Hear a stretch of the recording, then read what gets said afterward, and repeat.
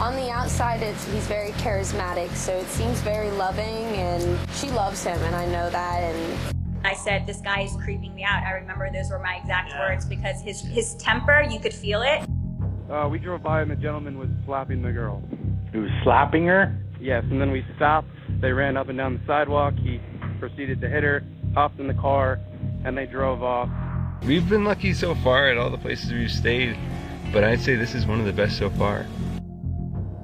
Cuando somos niños, nos advierten que tengamos miedo de los extraños en la oscuridad, pero la triste verdad es que es mucho más probable que nos hagan daño quienes están más cerca de nosotros. Las figuras sombrías de nuestras pesadillas bien podrían ser las mismas personas con las que compartimos la cama por la noche. La violencia puede ser inesperada y aterradora, pero es especialmente insidiosa cuando viene de quien más deberías confiar. Esto fue trágicamente cierto para Gabby Petito, una joven de espíritu libre que desapareció durante un viaje por carretera con su prometido en julio de 2021 y nunca volvió a casa.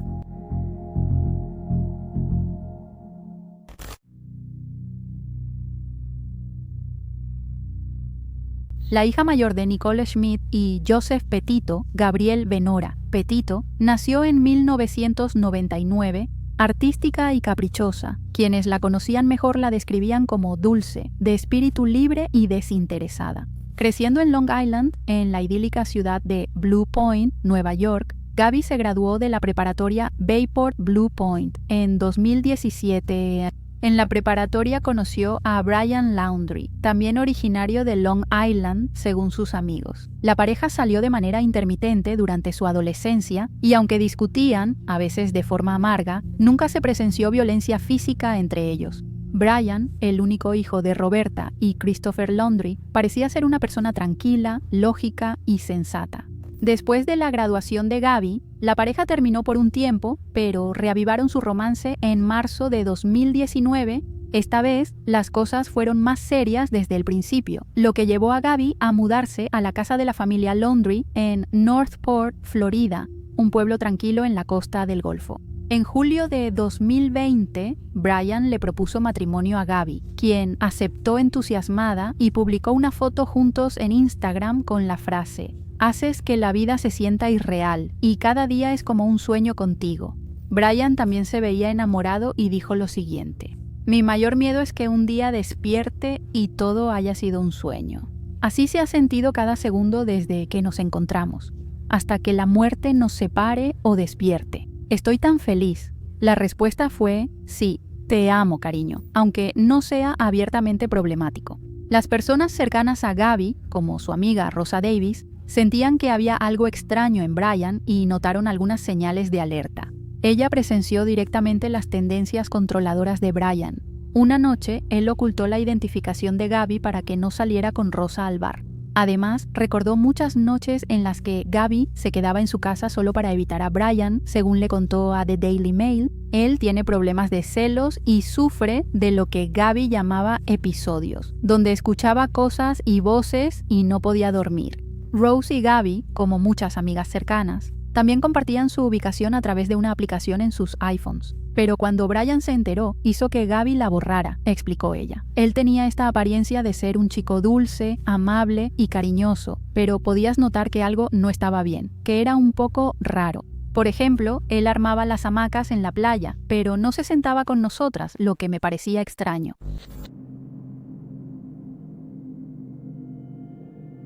La pareja siempre había estado interesada en viajar, emprendiendo un extenso viaje por carretera a la costa oeste durante el primer año de su relación. A finales de 2020, Gabby adquirió una Ford Transit Connect blanca que usaba como casa rodante en viajes largos. Su próxima aventura estaba planeada para el verano de 2021, así que en junio la pareja empacó y salió de Florida. Tras pasar unas semanas con la familia de Gabby en su ciudad natal, ella y Brian salieron de la costa este en julio, visitando varios lugares emblemáticos y parques nacionales de Estados Unidos, aunque su ubicación cambiaba seguido. Gabby publicaba constantemente en redes sociales y mantenía informados a sus amigos y familiares sobre sus viajes por mensajes y llamadas. Al llegar a Utah, en el segundo mes del viaje, las tensiones entre Gabby y Brian alcanzaron un punto crítico. El 12 de agosto de 2021, Gabby y Brian fueron detenidos en Moab tras una llamada al 911 que reportó que él abofeteó a Gabby antes de irse en auto.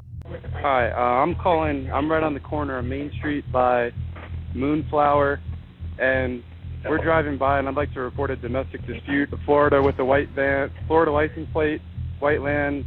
We drove by, and the gentleman was slapping the girl. He was slapping her? Yes, and then we stopped. They ran up and down the sidewalk. He proceeded to hit her, hopped in the car, and they drove off. Los testigos dieron a los operadores la descripción de la camioneta blanca y las autoridades localizaron el vehículo conduciendo erráticamente cerca de la entrada al Parque Nacional Arches. Una vez que se detuvieron, los oficiales se acercaron al auto y se encontraron con Gabby llorando, casi histérica, y un Brian muy tranquilo. Really bad OCD, and I was just cleaning and straightening up the back of the van before, and I was apologizing to him and saying, I'm sorry that I'm so mean, because sometimes I have OCD and sometimes I just get really frustrated, not like... She had her cell phone in her hand, that's why I was pushing her away, because she wanted to, I locked the keys so I could walk away. I said, let's just take a breather and let's not go anywhere, let's just calm down for a minute. Saber lo que finalmente le pasó a Gabby hace que las imágenes sean aún más difíciles de ver. Además, una selfie recuperada después del teléfono de Gabby muestra su rostro angustiado, marcado con rasguños y sangre. Según los metadatos, la imagen fue tomada justo antes de que la pareja fuera detenida. Los oficiales, pese a los informes de testigos y lesiones de Gabby, la identificaron erróneamente como agresora y omitieron señales claras de abuso doméstico. Como se menciona en la grabación, los dos fueron separados esa noche, con Brian registrándose en un motel local y Gabby quedándose con la camioneta. Una semana después de la detención policial en Moab, Gabby y Brian publicaron su primer video en YouTube bajo el seudónimo de Nomadic Static. En un video de 7 minutos llamado Van Life, comenzando nuestro viaje en la camioneta, la pareja luce feliz, enamorada y entusiasmada por el futuro. Pero tras bambalinas, Brian no apoyaba los sueños de Gabby en redes sociales. 2 días antes de que el video saliera en YouTube, el 17 de agosto, Brian voló de Salt Lake City a su casa en Florida. Gabby se quedó con la camioneta en un hotel en Salt Lake. Su viaje de una semana a casa fue para recoger suministros y cerrar una unidad de almacenamiento. Así, la pareja podría ahorrar más dinero, ya que estaban considerando extender su viaje por carretera. Pero desde entonces, el público ha cuestionado el verdadero propósito de este viaje. El 23 de agosto, Brian volvió a Utah y al día siguiente la pareja fue vista saliendo del hotel Fairfield Inn and Suites cerca del aeropuerto de Salt Lake City. El 25 de agosto, Gabby llamó a su madre desde la carretera para contarle que iba al norte, hacia Wyoming, a visitar los parques Grand Teton y Yellowstone. Esa tarde, Gabby publicó por última vez en Instagram, aunque hay dudas si fue ella quien subió esas publicaciones. Los subtítulos eran extraños y sus amigas indicaron que no sonaban como Gabby. Las 2 últimas publicaciones no tenían etiqueta de ubicación, que casi siempre incluía. 2 días después, a la 1 p.m., la pareja fue vista en Mary Piglet's Mexican Grill en Jackson, Wyoming, un pequeño pueblo en las afueras del Parque Nacional Grand Teton. Brian fue agresivo y discutió en voz alta con miembros del personal antes de dejar a Gabby llorando. Regresó poco después, se disculpó por su comportamiento y se fue de nuevo. Cámaras de seguridad los captaron saliendo de un Whole Foods cercano a las 2:30 p.m. Esta sería la última vez que alguien vería a Gabby con vida. Ese mismo día, Nicole recibió un mensaje extraño de su hija. Decía, ¿puedes ayudar a Stan? Aún recibo sus mensajes y llamadas perdidas. Parece inocente, pero el Stan mencionado era el abuelo de Gabby, a quien nunca habría llamado por su nombre. La última vez que Gabby se comunicó con su madre fue el 30 de agosto, cuando Nicole recibió un mensaje que decía, sin señal en Yosemite. Nicole, ya preocupada, se confundió aún más por el mensaje. Gabby ya le había mencionado que Grand Teton y Yellowstone serían sus próximas paradas. El Parque Nacional Yosemite está casi a 1000 millas al suroeste, en el estado de California. Esto habría sido una gran desviación de los planes mencionados por Gabby y Brian. Para empeorar las cosas, Nicole intentó contactar a su hija sin éxito. Al no recibir respuesta de Gabby, envió mensajes a Brian y sus padres. Todos los Laundrie se negaron a hablar con Nicole. Gabby estaba desaparecida.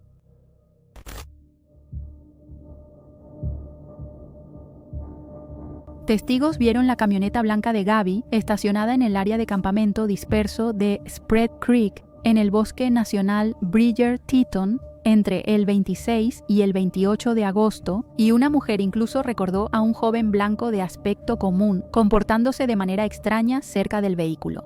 La siguiente vez que testigos vieron a Brian fue el 29 de agosto. Una joven y su novio lo vieron haciendo autostop cerca de Coulter Bay Village a las 6 p.m. Lo recogieron y él ofreció $200 para ir a Jackson, Wyoming. Ellos aceptaron. Menos de 30 minutos después de iniciar el viaje, él se molestó al notar que la pareja iba a otra parte de la ciudad. Como resultado, Brian se alteró y salió del vehículo. Minutos después, otra mujer lo recogió. Él pidió que lo llevaran a la entrada del área de campamento disperso de Spread Creek y ofreció pagar la gasolina. Parecía visiblemente nervioso e insistente en no ir más allá de la entrada del campamento.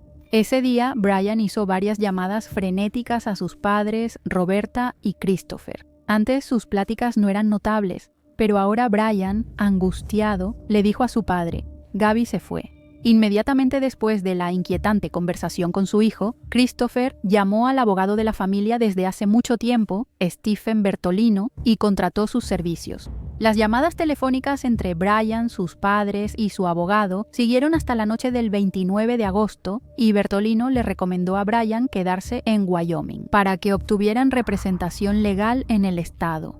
A pesar del consejo de Bertolino, Brian tomó la Ford Transit Connect blanca de Gabby y emprendió el viaje de varios días de regreso a casa de sus padres en Florida. Mientras tanto, la familia Petito, más angustiada por la falta de comunicación de Gabby, seguía intentando contactar a los Laundrie. No respondieron sus preguntas. El 1 de septiembre, Brian y la camioneta ya estaban en Florida, sin que la familia Petito lo supiera.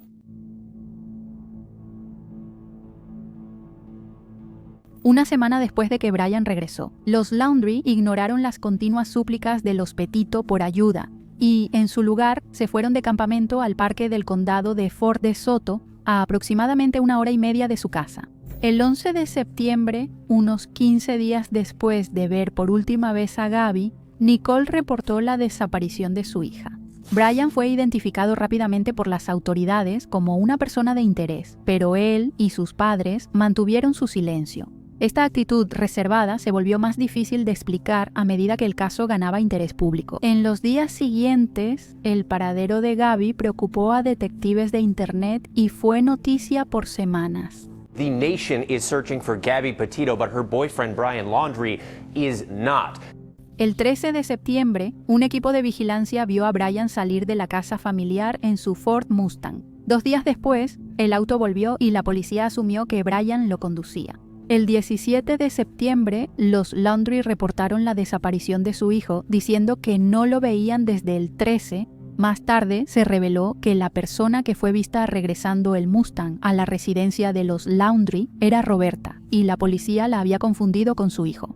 La búsqueda de Gabby fue enorme, involucrando a 5 diferentes agencias de la ley que peinaron el Parque Nacional Grand Teton durante 8 días. El 19 de septiembre, la búsqueda terminó al hallarse restos identificados como los de Gabby Petito en el área de campamento disperso de Spread Creek. Su cuerpo fue localizado a tan solo 5 minutos a pie de donde los testigos vieron por última vez su camioneta blanca durante los últimos días de agosto. La autopsia confirmó que murió por golpes en cabeza y cuello y estrangulamiento manual. En medio de este dolor, Brian seguía desaparecido. Sin embargo, sus padres guardaron silencio, negándose a colaborar con la policía o hablar con la prensa. Se cateó la casa de la familia Laundrie para reunir pruebas. Where's Gabby, Audrey? Where's Gabby? Where's Gabby? Officer, can you give us an update? Officer, can you tell us why you're here? Officer, can you tell us why you came here to Brian Laundrie's house? A inicios de octubre, el padre de Brian se sumó a la búsqueda de su hijo y pidió a las autoridades buscar en la reserva T. Mabry Carlton y el cercano parque ambiental Myakkahatchee Creek, ambas áreas que Brian solía frecuentar. Finalmente, el 20 de octubre se encontraron restos óseos en el parque Myakkahatchee, en una zona que anteriormente había estado bajo el agua. Registros dentales confirmaron que el esqueleto era de Brian Laundrie, quien murió por una herida de bala autoinfligida. Existe una teoría de conspiración popular que dice que Brian no está muerto y sigue prófugo. No hay pruebas que respalden estas afirmaciones. Al momento de la grabación,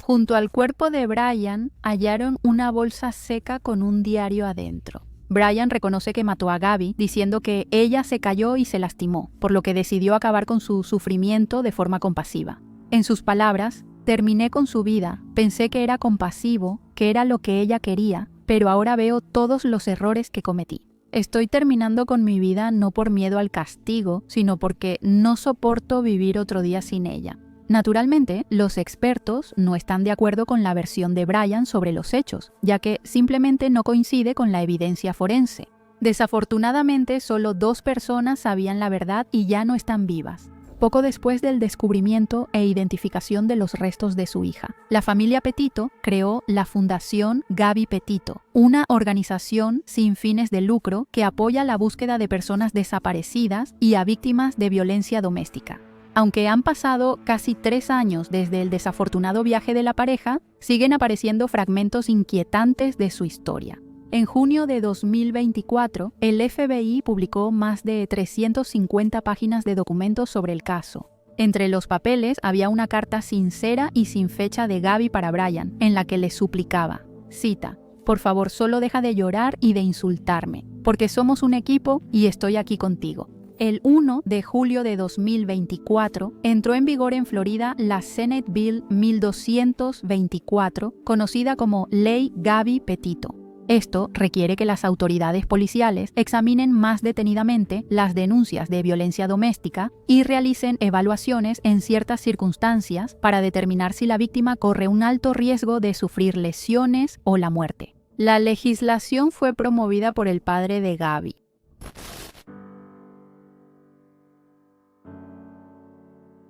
La triste realidad es que la muerte de Gabby podría haberse evitado si las señales de alerta que eran visibles para quienes la rodeaban se hubieran interpretado con más urgencia. Aunque muchos, como los padres de Gabby, veían a Brian como buena persona, otros notaron la toxicidad en la relación. Sus amigas expresaron dudas. Una guardabosques que presenció el incidente en Moab le advirtió que su relación no era sana. E incluso uno de los policías que los detuvo ese día reveló que sí veía a Brian como una amenaza mental y emocional para Gabby. Muchas personas en estas relaciones no ven lo que otros sí perciben.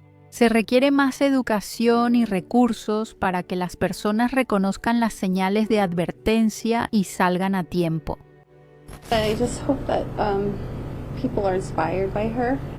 It's hard to put into words, but it means a lot to me that she's touched so many lives already, and this is only 2 weeks into it, and I'm so proud of her for doing this, and we're going to keep it going, like you said, keep the light going and help a lot of people if we can. And will the foundation